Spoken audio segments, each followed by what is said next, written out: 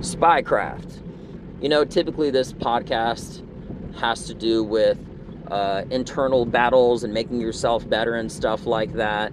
Because I love psychology. I think it's so cool, right? But I kind of want to go in a different direction and talk about spycraft. Why? Because it was just an interesting topic I had with a conversation with a buddy of mine. We both did the exact job in the Army, which is called a 35 mic human intelligence collector. What does that mean?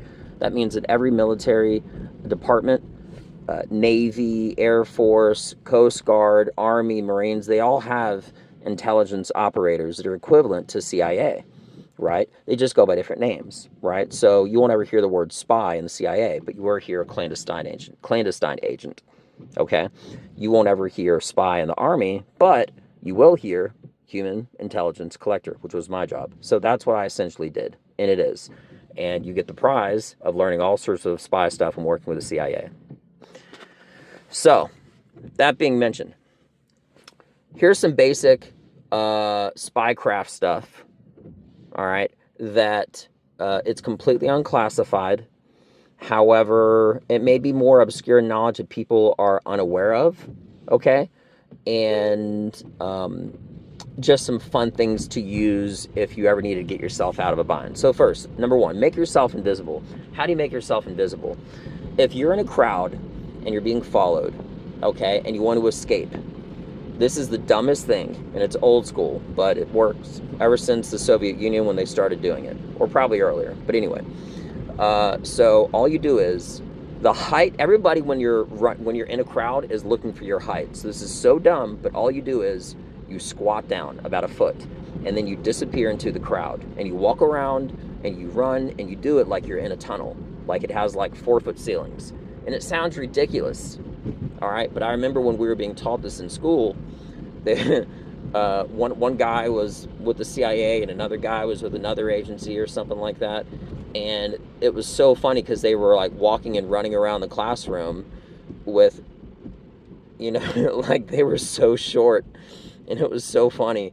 And then we would have assignments even in the training aspect, which is one person follow, one person essentially disappear. And every time it worked, because you're using the height of people's natural standing height, right, is the measurement, the average as far as how to disappear. And the second you drop below that crowd, you're gone. It's pretty cool. It's pretty cool. Now, of course, this has to be done in a dense enough area to where you can actually get away with it. Don't do it when there's no people around, because then it'll look crazy. All right, now that's just one of many different things. The other one, I don't recall what the name of this one was, but I kind of just referred to it as is the tracer. And that pretty much means how to know somebody entered your room, even if they're not moving anything. All right, there's two basic ways. Imagine there was like an invisible tripwire, and if somebody entered your room, you knew that they were in there, okay? And the key is not letting the other person know that you're in there. The first thing you should always do is have something such as, let's just say, something is positioned in a way to where if somebody takes interest and are looking through it, the position that you set something, it could be a pencil, it could be how it's rotated. Maybe it says number 2 on the pencil and it's on top of a binder or something like that, or whatever it is. And not even that, not even the positioning of it, but the angle of it. I mean, it's got to be a science as far as how you set things exactly. And if any of it's moved, somebody was in there. Now, imagine that being like a tripwire further in a room, okay? Like with the actual, physical belongings in the room. Now, let's just say there was one more tripwire, invisible, right? And it was as though you put it at the entrance of a door, right? If you have carpet, using something smaller that could be more inconspicuous, right? Like a penny. When you just put it on the top of a handle, you close your door, and when they rotate the doorknob, the penny drops.